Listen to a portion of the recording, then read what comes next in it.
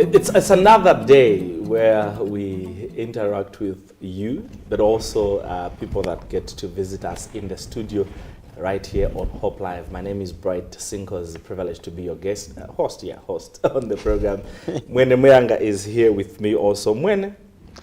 Well, I'm so excited to be here as always on Hope Live, where we get to discuss a number of things. Yes, and I'll tell you why in due course. Yeah, I'm not going to mention, but I'm very excited today. And here is why you see my levels of energy are extremely high today. Right, it's Hope Live, and as always, we would love to interact with you. Let's get to hear what you have to say on what is being discussed. Our text line is 0976 151517, and we'll be so glad to read your text messages on this program today. But for those of you that are watching us on our social platforms, our YouTube channel, as well as Facebook, you do well to slot in your comment in our comment section, and we'll check what you are saying there also to just I appreciate the fact that you're also watching Hope Live. Now, as always on this program, we try and check what's trending, what's making headlines everywhere. Let me start on, I think, what is coming from the Copper Belt, Freedom Park Church. When it looks like people are seeing this for the first time. Yeah, I think it has come as a surprise, seeing a church that is calling for a Bible worker, and it's a contract period, and I think of 2 years, and they're going to be paid. And so I saw a number of comments on some social media platforms within the church. Others are saying, why can't you just look for one of the master guides in church who are not employed and give them that particular job? And I'm in some Facebook, WhatsApp group where people are actually saying, when did we start getting paid for working for the Lord? Why is the church employing someone and giving them money? We thought working for the Lord is just some sort of a voluntary kind of job instead of getting paid. So there's a lot of debate that is sparking on social media, across various social media platforms, over that issue of Freedom Park SDA Church looking for someone, a Bible worker, as an employee. And there was somebody who raised a concern, I think it's on that particular page, saying, well, there are too many of trained theologians that have been tagged, an indication that we have too many people pending to raise to the pastoral position in the church. Maybe the church should wake up and consider these people, unlike leaving that responsibility to the church to do that. But also, as we talk about this development from Freedom Park, I think there are a number of congregations that have done that. Lusaka Central is one of them. They have a Bible worker. They have an assistant pastor, so to speak, that the church actually advertised, and people attended interviews. We have Jacaranda Church that has also moved in that direction. We've seen there was Pastor Xavier, Pastor Zulu. I don't know who is coming next, but that has also happened in these congregations. So it's not new to say Freedom Park has done what others have not done. Yeah, and I think it's very important that as members we need to stay informed with what the church does, because almost everything that seems to come up looks new to most of the people. But we need to understand how a local church operates and how best they think they can be effective in the community. So they will be able to employ some of the measures that will serve the interests of the church better, especially as far as proclaiming the gospel, which is the mission of the church, is concerned. So it is very important that we acquaint ourselves with these things so that they don't look strange, and we begin thinking as if the church is going astray or something. Talking about acquainting ourselves with these things, there are a number of things that happen in the church that immediately it happens, people are going to give it a thumbs up. But some things, for example, a woman preaching, it's going to raise a lot of eyebrows. And unfortunately, social media seems not to settle with these issues because there is no one to provide proper guidance. But if our congregations we are going to raise to the occasion and ensure that some of these things are clarified to members of our church. We are going to reduce some of these things we see on social media. I think the church is trying. On my end, I really feel the church is trying, but we are so rigid to change as a people in the church, and so I don't some think of we the are rigid. things It's look just that we strange. don't like something. Because Obviously. look at this, it's a development that Freedom Park Church is doing, and people have seen it. I think it's trending more than any other job offers that the church has advertised. This one is trending and everyone is on it.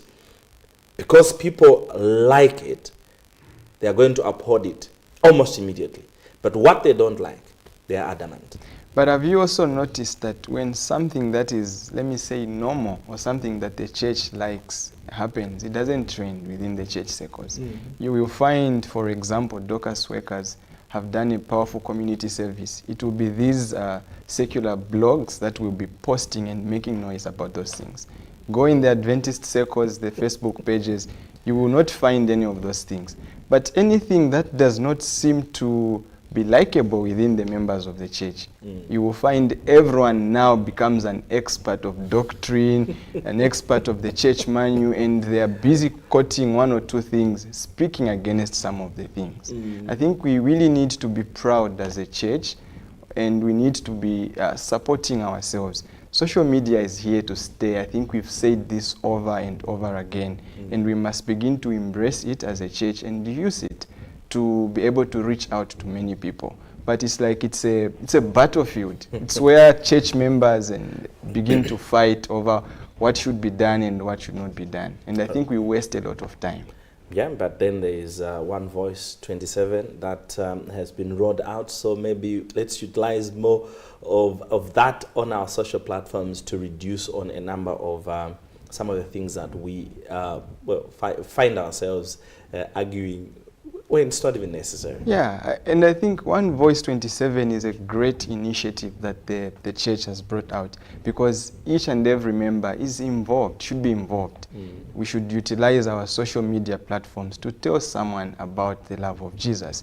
What makes it all exciting is that being alive to this period where we are celebrating 2,000 years of since the baptism of Jesus, that itself for me has given me the zeal to want to preach with power and vigor, because it means so much more. It's a rare opportunity in this side of eternity, and we need to be able to proclaim with power, because 2,000 years ago, this tells us that now we are more closer to the coming of Jesus than we were 2,000 years ago. So everyone else must begin to gain interest and see how best they can take part, instead of pulling each other on social media as a church. Well, let's get to hear from you. 0976151517, and this afternoon we sit down and discuss something not too usual. I think we haven't done this on this platform,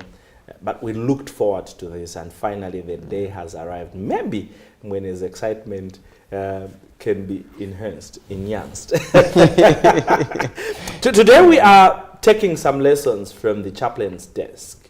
Now, there are a number of chaplains that you can refer to. Some are working for the state, and others, somebody was telling me, let's not forget that there's also quasi-church institutions. I don't know how to qualify that. But I mean, there are other chaplains that are working in institutions that are aligned to the church. We have seen a number of them. Then also institutions owned by the Adventist Church in this country and beyond, they have chaplains. Now, we are privileged this afternoon to take some lessons from this journey, and who is better placed to share with us that experience other than one who was at the helm of the office of a chaplain for 10 years at Rusango University, and this is none other than Pastor Isaac Chiokoma. Well, us that were students in his time would say Dr. Chiokoma. It feels great to say that. Others have even gone to an extent of calling him Professor Chiokoma. He is the man that we are sitting with this afternoon on Hope Live. Pastor Chiokoma It's a privilege to sit down here with you in Lusaka. Then you were in Monze, but now in Lusaka, and we can simply say, Pastor Chiokoma, come here. Welcome to Hope Live. Thank you very much for having me, and I'm delighted to join you this afternoon as we explore the work of a chaplain. All right, work of a chaplain indeed. Now, Pastor Chiokoma Isaac has served the Seventh-day Adventist Church in multiple capacities, most notably as chaplain of Rusangu University for a decade. Now, during his tenure, he oversaw the spiritual welfare, guidance, and moral formation of students while navigating the complex realities of university life. And now, called to serve as pastor at Chilanga Main Seventh-day Adventist Church in Lusaka Conference, Pastor Chiokoma brings insights from his 10-year journey in campus ministry, a journey that offers lessons on resilience, spiritual mentorship, institutional challenges, and personal growth. So this discussion aims to uncover the joys, challenges, and lessons from his decade-long ministry as a university chaplain and how it shapes his current pastoral vision. When? That's a rich CV, if I was to say. But I mean, we haven't even told it as he can tell it himself. And that is why I'm excited, exactly why I'm excited. And we are grateful, Pastor, that you made it to today's interview so that we could look at some of those important things that he has mentioned. Now, I'm going to put you on the spot before we get into today's conversation on issues surrounding social media as a church and how we must be able to carry ourselves. What do you think we are missing, and how can we utilize social media instead of fighting over what must be done and what must not be done? How can we be able to utilize it for the gospel? I think as you had a discussion earlier with Mr. Bright, you highlighted some of the challenges that social media poses, but also I think within there are many opportunities. Oh, yeah. Like the initiative that you talked about, the One Voice 27, which is an initiative of the General Conference proclaiming the baptism of Christ next year, 2027. It's a great opportunity. So many people are on social media, but sometimes I think they just get excited, like they don't know what to do on the platform. Sometimes we might have a challenge within the church, then you find that people are putting out that particular challenge on social media. Instead of addressing it within the normal church channels.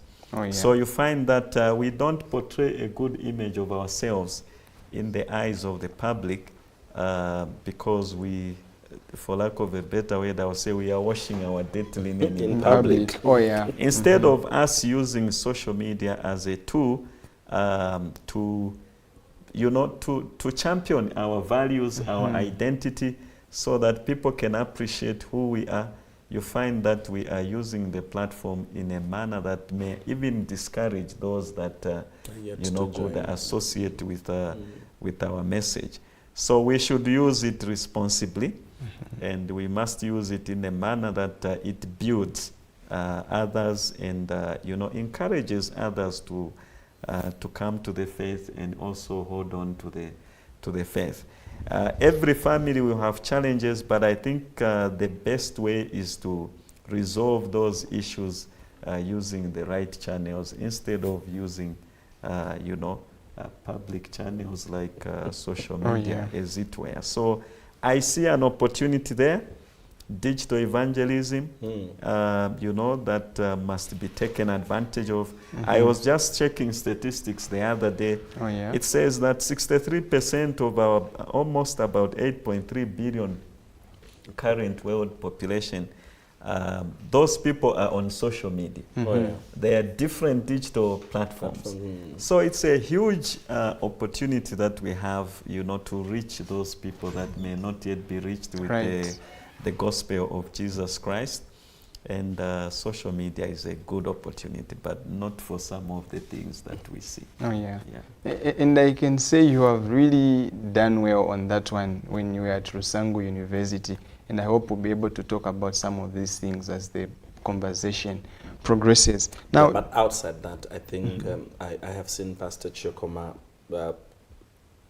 for some time trying to correct the narrative. Somebody comes with the wrong concept or misconception about the church, and then he puts it in context. Something that we have shied away as a church or as members of the church, where you've seen somebody is talking about something that is totally false. That's not the ideology of the church. Oh, yeah. And then say, oh, yeah, but I have seen Pastor Chiokoma try. I think the most recent one is where people argued about a post that was made about Pastor Lina on women's ministry. Oh, yeah. I should this one, and he said, but I mean, that to me that has always encouraged me to say there is no need for you to shy away. If you have the light, put it across, because it has already been put in that public domain. But let's get to the discussion. Yeah, and so we pick it up now from Rusangu University. You went there as a chaplain 10 years ago. Are you able to share with us what drew you to ministry at Rusangu University when you first stepped in as chaplain? All right. So my goal, it's very funny how it happened, because at the time when I went to Rusangu, I had only been in ministry for 6 years. Okay. I started as a pastor in 2010. Some of you have seen those famous pictures. Yes. The bicycle outside, with the bicycle outside that house in Kezwa. So I was only in ministry for 6 years before I got invited to be a chaplain at Rusangu University. I didn't apply. I was just chosen and invited to be a chaplain there. So at the time when I accepted the call, I really didn't know like what was in store for me, and I wasn't sure. But you were a student though at yes, of course I studied there. I did my bachelor's degree in theology from 2006 to 2009 when I graduated, and I joined. It was just 3 years. No, 4.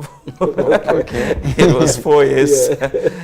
So within 4 years actually. And then I started in 2010 in January in Kezwa under that old Central Zambia conference. That's when I joined. I pastored in Kezwa for 2 years.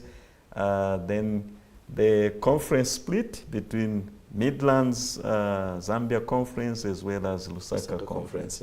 So I remained in Lusaka conference. I pastored in Makeni for 3 years before I was moved to Chainama Mission District. That time it had 4 congregations where I pastored for a year. Actually, I would say almost less than a year. Then that's when the call came for me to go to Rusangu as a chaplain. So I transitioned in January 2016 up to this last year, December 2025, spanning a term of 10 years. 10 years. 2 quinquenniums. Wow. That's quite a lot of time spent at the university than you did at the district, but you are back at the district, so you cover up for the time lost in there. But from what you are saying, it's not something that you probably positioned yourself. I would tell you that at the point the announcement became clear that you are leaving Rusangu University, it is very possible that a number of pastors would have said, maybe I'm the next one. But in your case, from what you are saying, it's not anything that was anywhere near your wishes and all that. But just the fact that you accepted to move and serve God from the campus could probably tell that 6 years as a pastor would have prepared you enough for that service. How did you look at your pastoral experience vis-a-vis you going to serve as chaplain at Rusangu University? And did your 6 years as a pastor really propel you to effectively deliver your services as a chaplain? Yes, I would say actually that it was a divine arrangement for me to be invited. In fact, when I received the call, I wondered, in my house that time I used to stay in PHI with my wife and our kid. I wondered to say, out of all the pastors in Zambia, how come I am the one who has been chosen? So it was a humbling experience to say that, people sat and they scanned the entire country, and the lot, so to say, landed on me to be the one to be the chaplain.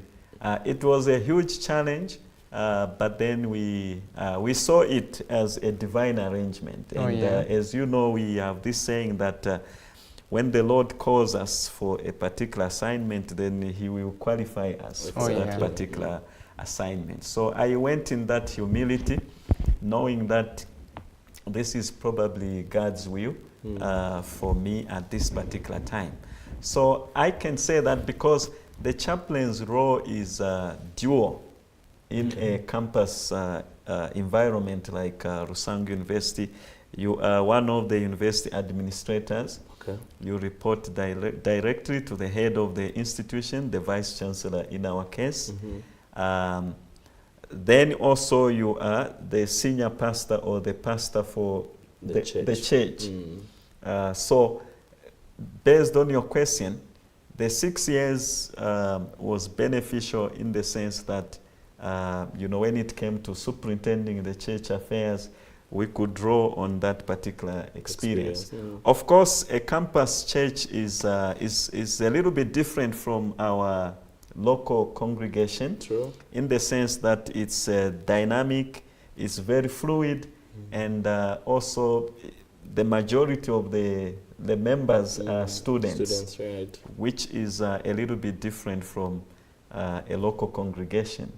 So the programming and everything else has to be tailor-made in order to reach the needs of that particular campus community.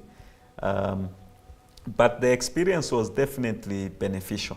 For the chaplaincy aspect, then I had to get to read more about chaplaincy, the kind of ministry that it is, and as you know, we have got different kinds of chaplaincy. True. There's military chaplaincy, for our friends who are in the armed forces. Yeah. There's correctional chaplaincy for those that serve in correctional facilities. Hospital chaplaincy for those that serve as chaplains in hospitals. So there are about 6 areas, and campus chaplaincy is one of them. So I had to, find resources in order to know what is expected of me in the area of chaplaincy, especially in an Adventist campus like ours, so that we could minister appropriately to the constituency. So the chaplaincy itself is a specialized ministry. There are even programs at a higher level. Even some diplomas are there for chaplaincy. I am not sure of a bachelor's degree in chaplaincy, but I know of a Master of Arts in chaplaincy, and perhaps even at a higher level. So it's a specialized ministry. So when one is given that responsibility, they need to develop themselves. There is a saying that every chaplain is a pastor, but not every pastor is a chaplain. And some people sometimes, actually in terms of history, where we are coming from, some people have had negative perceptions of a chaplain. Some people say, well, this person who is about to retire, let us send them to that school so that they can be a chaplain. Or if a person is a problem, they say, let us make him to be a chaplain. No. Chaplaincy is a delicate ministry because it's dealing with lives of people and young people in a school setup who need to be fashioned and assisted with, preparing themselves for service in this life and also in the life to come. Especially that Rusangu University does not only admit Adventists, so you have people that are coming from different walks of life, different backgrounds with different challenges. And so it becomes a very tricky undertaking that you wouldn't want to risk. But I think the call that was made to you, from my own experience as one who passed through Rusangu University, I would say it wasn't a wrong one. But then you've just mentioned here that you really didn't even know what it takes to be a chaplain, but you accepted the call.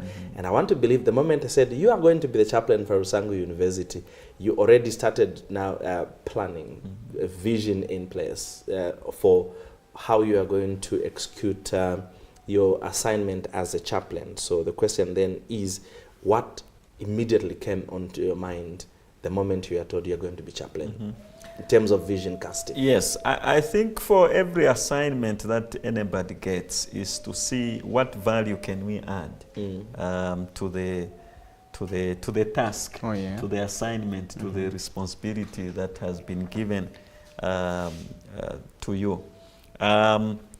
When it came to the chaplaincy at Rusangu, we set out really to just improve like the worship environment, the worship atmosphere, because we wanted the students to be looking forward to the convocations. Oh, yeah. I know there's one dimension which has some, I'm Right. sure We'll come to that. We'll come to that. But our task really was to enhance the worship services so that the students could look forward to the worship services, and also enhance the pulpit ministry, the preaching ministry, so that it's not boring. It's giving something. People are looking forward to come to church because they know that they will benefit from the sharing. We had to also, look at improving the spirituality aspect. So there is what is called a spiritual master plan that you work with. And in there we had a number of areas. So we had fellowship, we had spiritual growth, we had outreach, we had inreach. So we had a number of initiatives that, we worked with in order just to improve the spiritual atmosphere of the campus. Let me just mention that a university or an Adventist school really will have two main, driving points. The first one is the academics. The academics must be what they are. They must be solid, they must pass the regulatory bodies and any other, scrutiny. In other words, when the students or pupils, graduate from that particular school or university, they should be able to stand par to par with those that are coming from other institutions. So you can't spiritualize mathematics. Mathematics is mathematics, and the person who has graduated from Rusangu must be able to stand on the same platform with others from other institutions. But then we have the other leg, which is the spirituality aspect. That's the reason why the institution is set up, because otherwise then it just becomes like any other institution. So that spiritual aspect must be, supported, must be enhanced. And that's why the office of the chaplain exists. It is to assist the head of the institution in ensuring that the spirituality is, is taken care of. And remember, we are dealing with a values-based education. We want to inculcate values in the learners so that when the person exits the university as an accountant, they just don't go as an accountant who is a thief, but they must go as an accountant who has integrity, who is faithful, who has these other values. So that's why this, let me say, Christianity aspect or the Adventist aspect becomes very important. So you are looking at the entire curriculum, and within there is the infusion of these, spiritual values. Those who are in education, they call this the integration of faith and learning. So you want to ensure that the environment itself is conducive in terms of, supporting the learners so that they can have these values even as they do whatever career path they have undertaken at that particular point. Let's talk about the roles and responsibilities. I know you've already highlighted some of these things, but on a day-to-day basis or week in, week out, could you describe a typical day for you as a chaplain in the 10 years? How was your day like? So it's very dynamic in the sense that, as I said, you are part of the university administration. So within there, you have got responsibilities.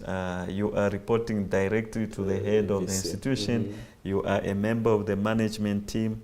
Within there, you could have assignments, maybe to chair certain committees or to carry out certain tasks on behalf of the administration. So that was already quite a lot. Yes. Like for our friends who are in the West, you find that because they have got more resources, they'll have university chaplain, they could even have assistants, and those have got nothing to do with the church. So that's why I said our role here as a chaplain in our context is dualistic in nature. So you are fully an administrator, but at the same time you are also fully a chaplain, the church pastor. So if you check with some of our sister institutions, like in the US, Andrews University, for example, which I've been privileged to see, Washington Adventist University, you're full-fledged chaplains who have got nothing to do with the church which is on campus. At the church itself, you have got a senior pastor, you even have associate pastors. Those ones, their task is just to look at the church programs as it is. That's it. But in our case, you have to combine the two, which means that you are spread thinly across the two responsibilities. So when I started there, it was very challenging. I remember engaging the Vice Chancellor at the time, Dr. Pardon Mansa, and explaining to him, and we managed to get like a fourth-year theology student to come in and be assisting me, because you literally have to organize everything alone. The worship services, midweek, Sabbath programs. And yet this other side, you are also expected to be effective in terms of these other things that the university administration is trying to achieve. Apart from that, we haven't even talked about the fact that, like you, Bright, you were my student. So you are expected also to teach part-time, and I'm a lecturer also.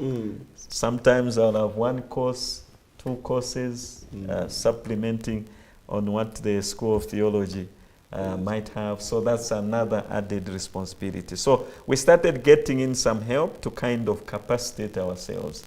And in 2022, we finally got an assistant chaplain that kind of at least took off some burden off the shoulders. So it's we are in charge of practically the spiritual welfare of the institution, organizing worship services, availing ourselves for the faculty and staff, like the morning devotions, all of those. The chaplain is the one in charge when it comes to the worship services, for the midweek, for the Sabbath, and everything like that.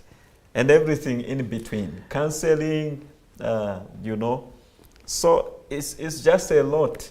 It's just a lot. It looks easy when you look at it from afar. I mean, you are calling us for convocation, calling us for WOSE, and I mean, it feels great. And like, oh yeah, they brought a preacher. But I'll tell you, from the student point of view, I don't know when in your time, but in our time, when you bring a certain preacher, even before they deliver the first sermon, we'll say, but it is hard, this court. Yeah, so there were such things that were happening over time. But then, from your experience and what you've said here, it looks like there was a lot that was required on your shoulder to balance between administrative responsibility, spiritual mentoring, and student engagement. How did you just achieve that to remain relevant? I was going to ask, did the addition of an assistant pastor in 2022 help matters from the huge responsibility you just shared with us? Yes, the addition of an assistant chaplain at least helped to take off some weight of the shoulders, capacitated the department, and also because earlier on you were talking about the issue of female pastors, like what recently trended for Pastor Lina.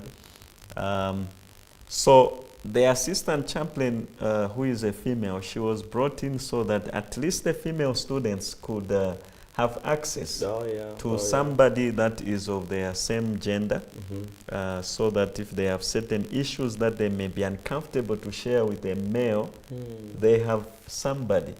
And what is funny about Rusangu is that, and maybe also, I think it's true also of the world population. I saw something yesterday on social media where somebody put out some statistics that there are more females than men. Even at Rusangu University it's like that. There are more female students than male students. So hence the incorporation of a female pastor, so that the female students, should they feel that they need to talk to a fellow woman who could perhaps understand them better than a male pastor, they have somebody that they can share with. So it helped. Now we had a number of responsibilities that we also shared, and I should have also mentioned, Pastor, that remember for all these years we also had 2 other campuses. Well, the one in Lusaka and also the one in Kitwe. So you oversaw that also? Yes, because I was like the ultimate, since I was at the main campus. So there we incorporated in some associates who helped us to discharge those responsibilities in Lusaka and also in Kitwe. And we would consult back and forth across the campuses. So one of the things that, we set out to do also, because there's one famous place that you need to talk about at the Prayer Garden. Yes. It started in 2016. Just when I went there, it was an initiative of the Vice Chancellor through a committee that he had established. And when it started, we only had about 20 daily visits. Like you could literally count 20 people. The whole day. The whole day that are patronizing the prayer garden. So it became one of our targets. Our target was actually that by the end of that quinquennium, by 2020, we should be having at least 100, daily visits into the prayer garden. But by the time we reached 2017, somewhere there, due to the promotions that we made and different strategies, we stopped counting because we had already achieved exceedingly.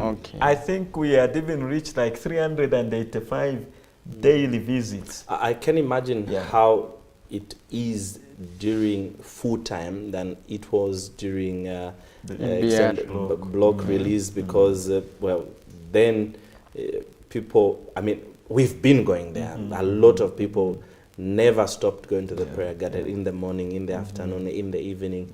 Some people are even saying we should sleep here. They were even complaining that the hours are few. Why do they close? But because the place is not lit, we have to take some security measures to safeguard any possible abuse.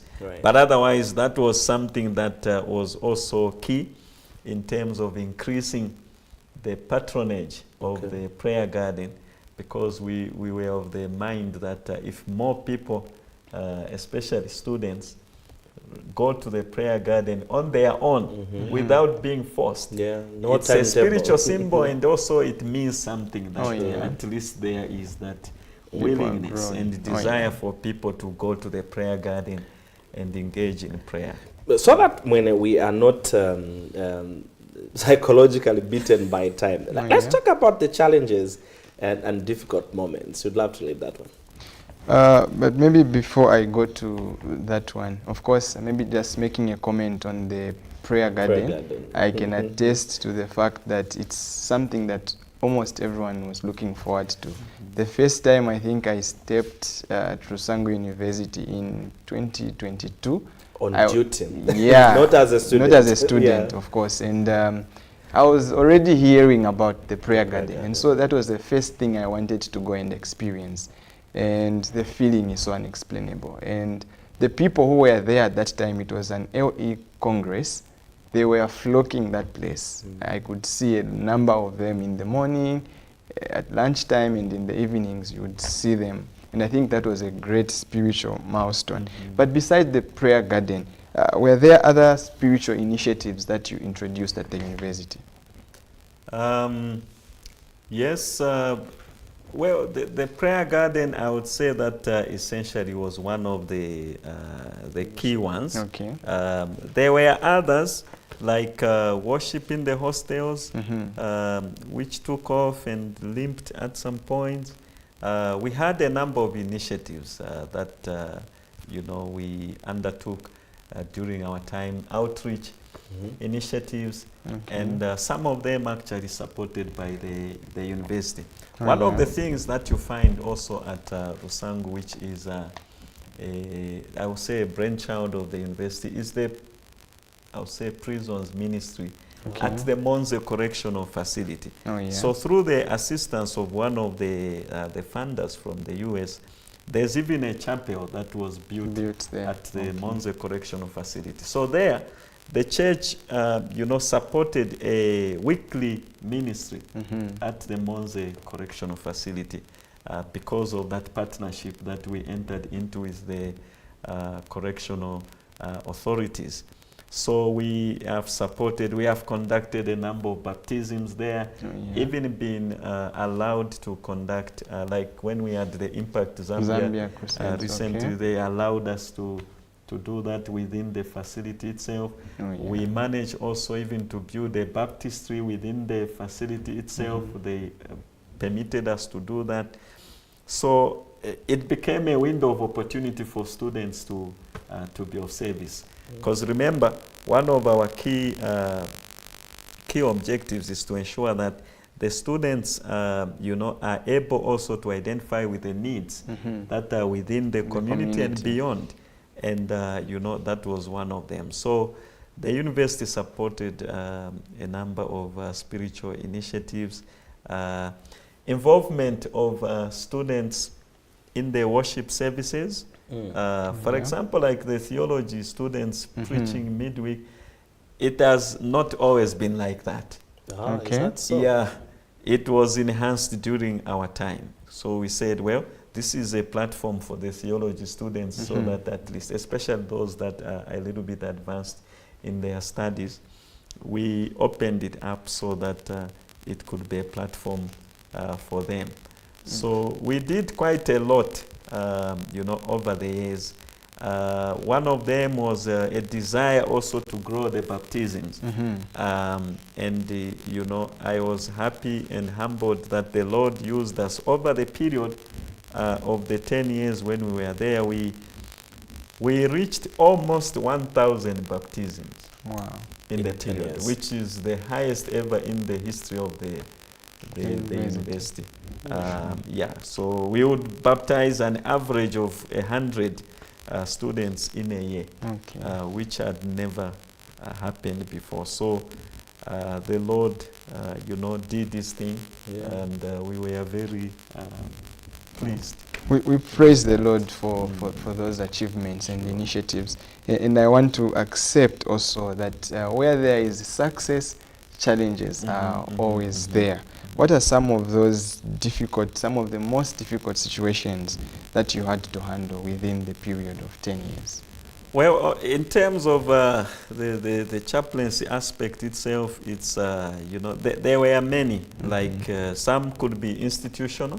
The university itself went through a lot of ups and downs over the years, but, you know, as the song says, we would say that to God be the glory. The Lord brought through the institution, you know, where sometimes you think that this ship might sink only for it to stay afloat. So God has been faithful in the life of the university from its inception in 2003 up to now. We praise the Lord for whatever has happened. Apart from those that could be institutional, there were some that were personal. For example, a student will come into your office and they tell you that I've just lost my sponsor. You know, those were very challenging moments. Or they have been diagnosed with a terminal illness. You know, how to support that particular student in that life, you know, shattering moment that just disrupts their entire structure of life, to bring order to that. Those were the most, you know, difficult ones. Or a person comes to you and tells you they are struggling with a certain addiction or this and this, and, you know. So we had a number of those.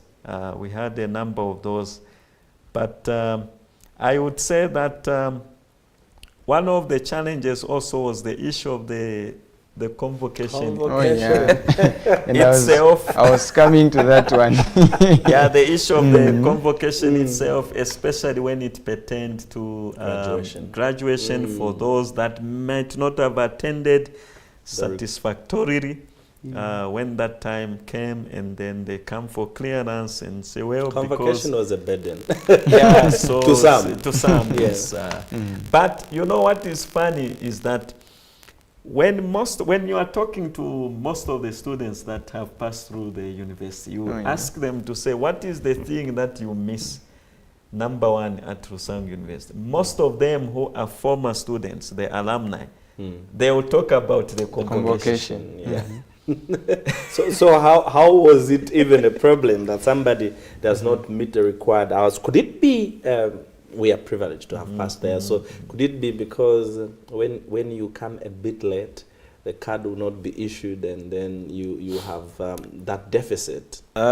So because it's not that you have to attend all of the sessions. Right.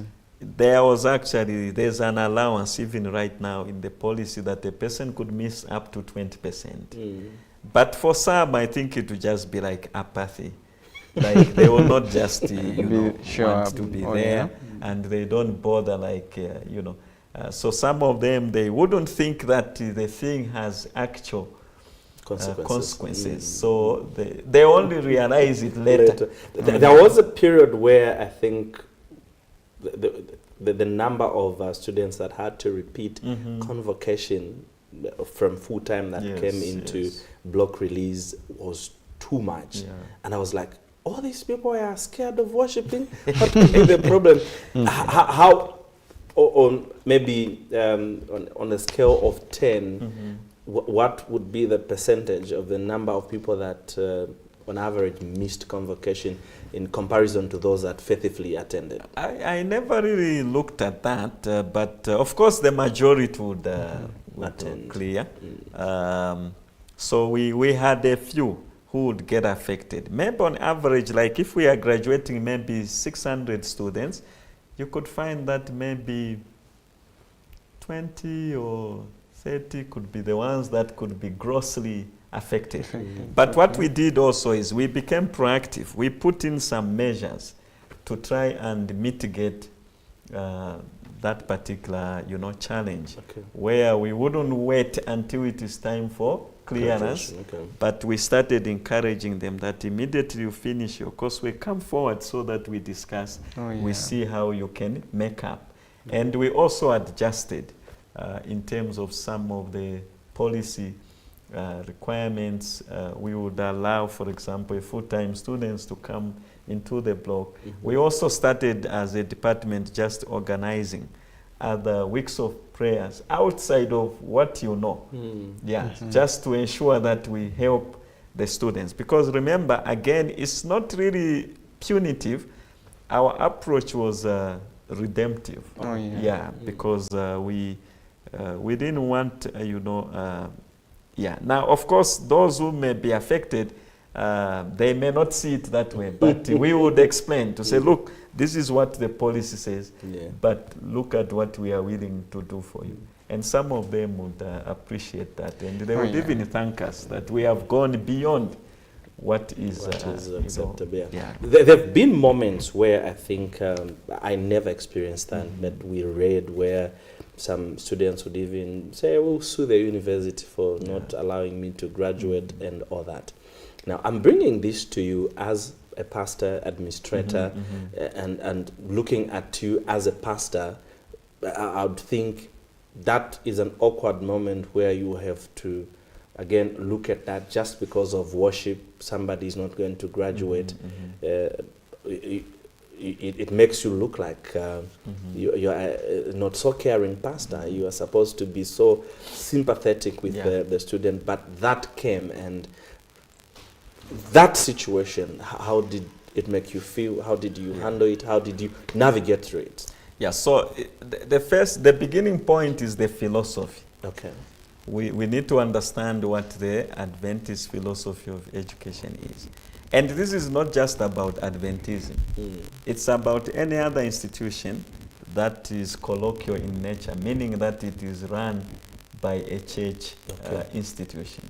So everybody who goes to that particular institution, whether it's Adventist, it's Catholic, it's a Muslim institution, or whatever that may be, definitely there's an element of worship in there, because it forms the core of what's going to add to the values of those learners. It's not just going to be the academics themselves, but the spiritual aspect adds to that preparation of that learner, so that like it is known, for example, to say when we see a student from Rusangi University, this is what we expect. And we have had a number of those instances where somebody walks in a room and maybe it's some environmental health officers who are attending a particular meeting, and they are asking them, you introduce yourselves and the institution where you graduated from.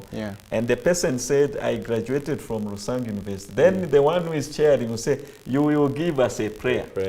Now, can you imagine that everybody knows that Rusangi University is a church institution? Everybody who has gone there at least should pray. Should know how to pray. Should know how to pray. And then imagine what would happen if the person says, no, I can't pray. So, and you were at Rusang. Yes. Pastor Chiokoma was the chaplain. Those are just expectations that are there. And the philosophy of the institution itself is that, it will offer Christian education, which then has got these values that must be inculcated. So, I talked about the curriculum. The curriculum is everything. It's not just what is in the class. It's what's in the hostel, what's in the cafeteria, what's in the, on the campus grounds. All of those aspects add to the learning experience of the student. So it's very important that we understand that aspect, so that when we are talking about the so-called punitive aspect, we don't miss the point. Anybody who goes to a church institution, should be willing to go through. So this thing was just a mechanism, because at some point it was realized that there were some who would, go to the university, but they are not attending the worship service. So that defeats the purpose of the establishment of the institution. And from your 10 years of experience as chaplain, meeting these dynamic students, some not too happy with that, maybe I would speak as one that recently graduated. During the process of clearance, there was that delay, your office clearing students, and they said, nukulimba. Yeah. But with all this that you have learned over the years as a chaplain, as an administrator, if now you're no longer there, if you were to recommend to the university anything or something that would improve that aspect of doing things, what would that be? Yeah, before I talk about the recommendation, All right. just to get back a little bit earlier to what you had asked. So we had those particular situations. Some parents would call some of them in high places, you know, calling, threatening, High this places. and this. But you see, an institution has got policies. True. Which are voted and they are in the public domain. There's no secret. Even if a court process was initiated, there are policy documents that govern that particular institution. Everybody who agrees to be a student in there, it means that they have agreed to abide by those particular policies. And in the case of our institution, as well as other Christian institutions out there, nobody can say that I am being forced, because they chose to come there. If they never wanted that aspect, they could have declined the offer and gone elsewhere. Even a secular institution which will not require them to do that. So a person has got a choice in terms of whether they want to associate themselves with that place or not. But we faced those issues, and because the policy is there, voted by the governing bodies, I mean, so at least the institution is on solid ground, in that particular aspect. Now, coming to your question of recommendations, I think the only thing that I would say pertaining to the convocation issue was to say that our office, as I do a reflection, should probably not have been the one to determine like the punishment. So because we have a disciplinary committee in the university there, and so we have recommended actually that that aspect should be handled by the people that are dealing with discipline, so that the chaplain's office remains as a comfortable place for the students to come with anything that might be affecting them, and it should be a buffer. You know, and it should not be the one that is perhaps determining, because people may not objectively view things. They could think, oh, it's the pastor who is punishing me, and yet it's not the pastor's choice, but it's the policy that we are working with. And so if that part could be taken to the responsible office, I think, to that office which has been identified, I think that would help to give a better image to the office. We really do not have time, unfortunately. But Pastor, you were chaplain for 10 years, and there is this transition to the current ministry that you are called to save Chilanga Main SDA Church in Lusaka Conference, which gives us a privilege to sit with you here, because it's not in Monze. But before then, after 10 years of being chaplain, what would you say are the most important lessons for someone considering campus ministry? That also could be your message to your successor, Pastor Asani.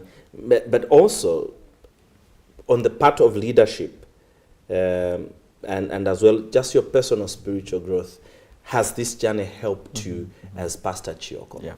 I think one of the things that I appreciated about being at Rusangu University was the exposure. Okay. The level of exposure to with students from different backgrounds. People, you know, like at Rusangu, I think we have people from about maybe 15 countries or so, beyond, from within the region and outside. Visitors that come to the institution. You know, we hosted many events, and so you get to meet and interact with a lot of people that are coming from all over the globe. So that is something that perhaps may not be found in a local church. True. All right.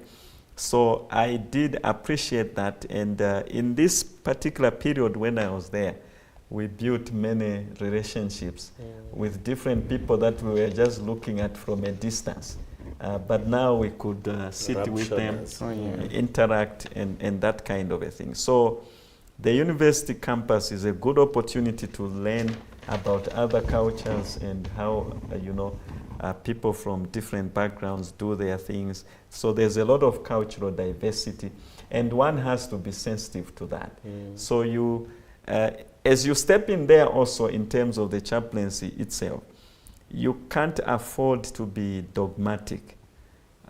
You have to be accommodative, because we have got students from different faith backgrounds, okay? So you are not a chaplain for those who are Adventists. You are a chaplain for everybody. So I have had to counsel with Muslims, Jehovah's Witness, Catholics, Pentecostals.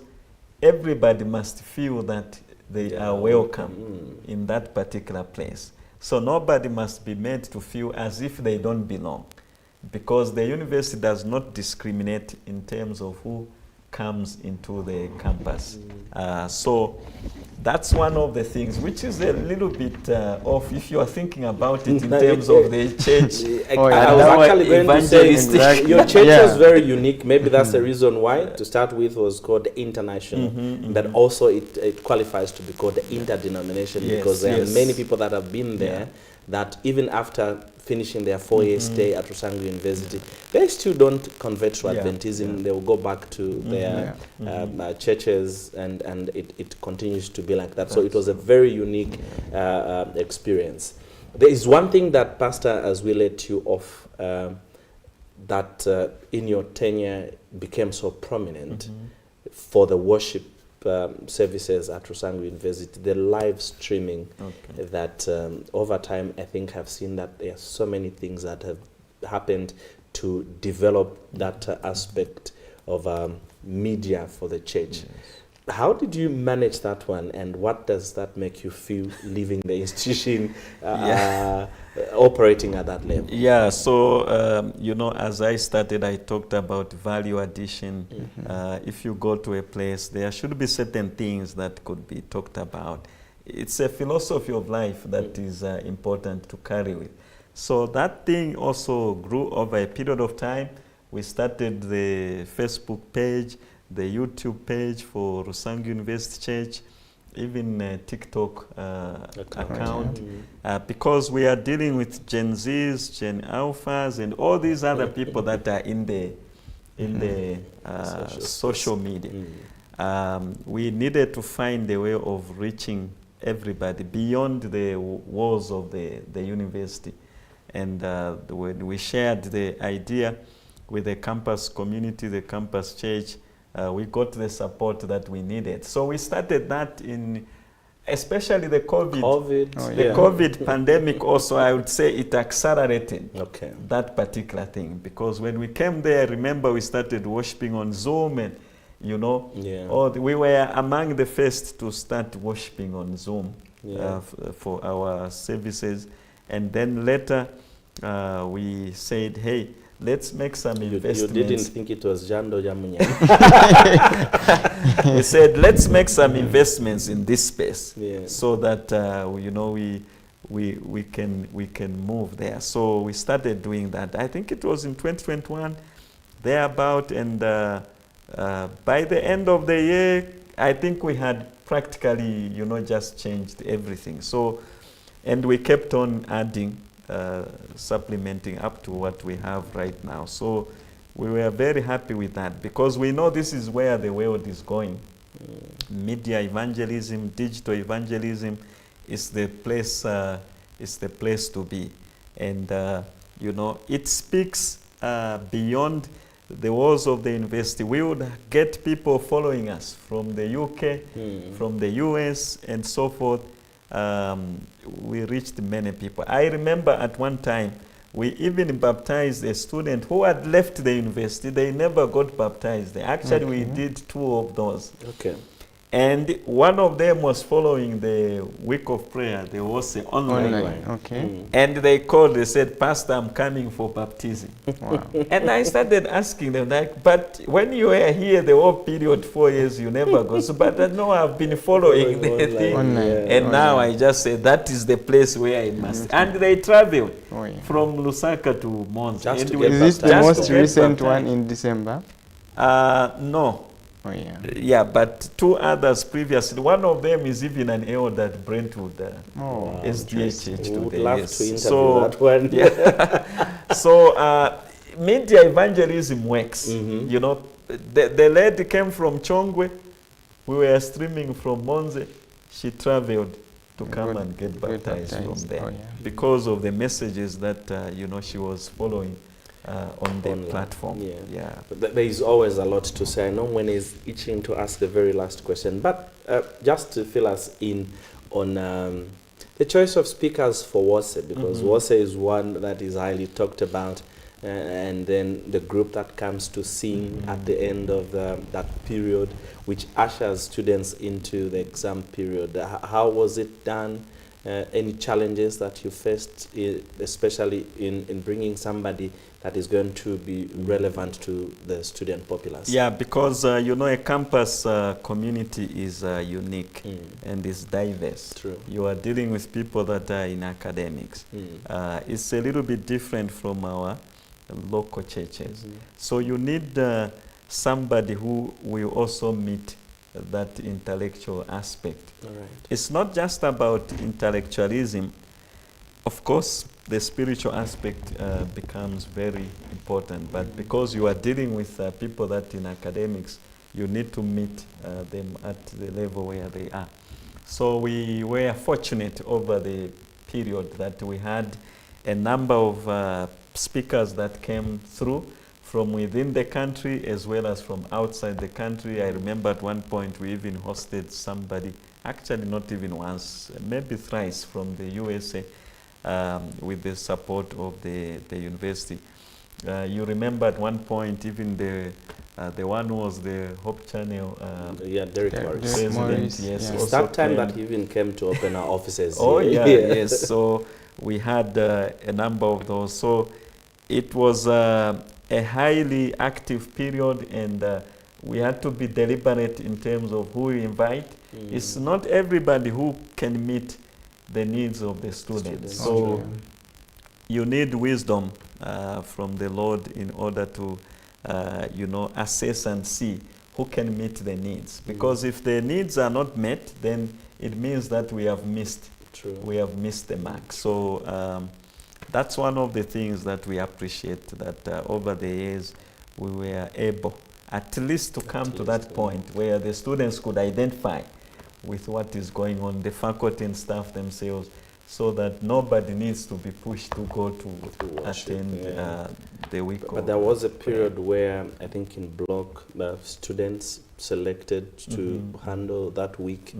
Wasn't that a risk enough for you? So it was also felt like there are certain students, like the EBR ones, who are more mature, and some of them are already in ministry, and they have been doing this thing, that also if we can give them an opportunity also for them to do that. So we did that maybe 3 times or so, where sometimes it could work well, other times we could learn in the number, in the thing that we did. But I think essentially it really worked out well to a certain extent, because it was, in fact, we never just did that for the EBR students, for the WOSE. Even in the full time, I remember giving an opportunity to a student to preach on the Sabbath. Yes. When it was exclusively for the chaplain and members of staff or faculty who could, you know, mount the pulpit. So we wanted the students to feel that they are part and parcel of this particular thing. So, yeah. Well, that's a journey. Can you imagine you've been talking for the last 1 hour? time Well, When? It's been an interesting conversation and we are grateful. I know we are out of time, but I'm really itching to just ask this question. I'm a firm believer in seeing if whatever I'm doing on earth is beneficial. I know the bigger reward is in heaven, and sometimes we may never really get to know to what extent our works have reached. But what is that most rewarding aspect of your ministry? Or what is one success story, maybe from the experience you had with students, that you feel like you can never forget and it's always with you?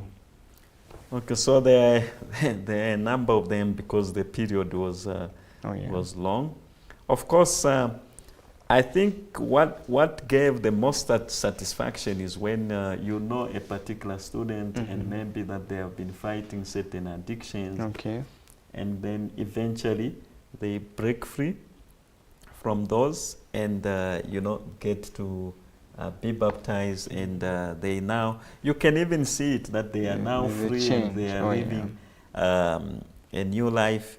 And even at the point that they leave, they came in a certain way and go back, transformed. That gave the greatest joy. But I remember also one event vividly when we had a group of students from the DRC who belonged to a particular faith that you could almost say was Celtic in a sense. So they were brought there and, to study different programs. And then one of them, who was a lady, decided to get baptized when we were doing a week of prayer. Yeah. And then their leader, their leader heard that one of the girls is getting baptized. They sent one of the church leaders from their church in the DRC. He flew to come to Rusangu, to come and stop the baptism. Saying that actually she needs to go back. But the girl stood her ground. She said, no, I have been studying these things. I have seen, I have asked questions. I have engaged the same leader and I haven't gotten any satisfactory. So for me, I'm decided with. They said, no, your parents are going to disown you. But the girl said, no, I have made up my mind. Regardless of what happens, this is what I will do.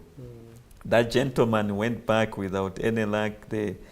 The lady went ahead with her. And the university at the time, it was during the time for Dr. Mwansa, offered that if they withdraw the sponsorship, the university will take it up itself, because we cannot abandon a person who has made that kind of a decision. And the lady got baptized. She stayed back. She didn't go home for the holiday. By the time the schools were opening, the parents had softened and they continued to sponsor her. And she graduated and finished. They only withdrew the rest of the students, because they thought that then everybody would change. But that one also stood out for me because I saw, a young person who was determined and stood firm in the face of denial and rejection and everything else, but she stood her ground, and it also kind of encouraged me to see what somebody could do in the face of a choice. So baptisms were some of the joyous moments and those kinds of things. Interesting. Well, we have come to the end of our conversation, and Pastor, thank you so much for honoring this invitation. It's been a great conversation, and we are glad that you shared this space with us. And our dear viewers, thank you for tuning in today. We're still coming back to your screens on Friday. Hope Live returns. Keep watching Hope Channel Zambia, media that changes lives. Pleasant viewing.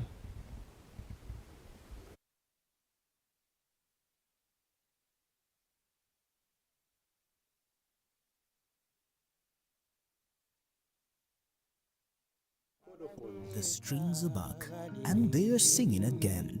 New sounds, new season. bagaleta gale lufutugo rwa muntu. Join us for the Chordophones, the musical show that celebrates the art of stringed instruments and the harmony between music and faith.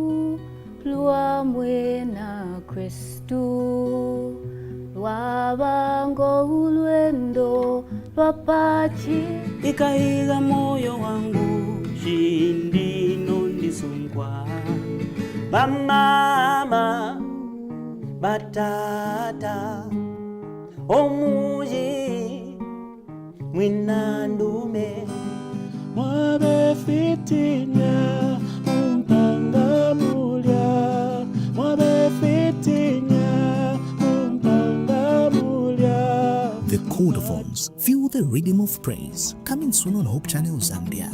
New season.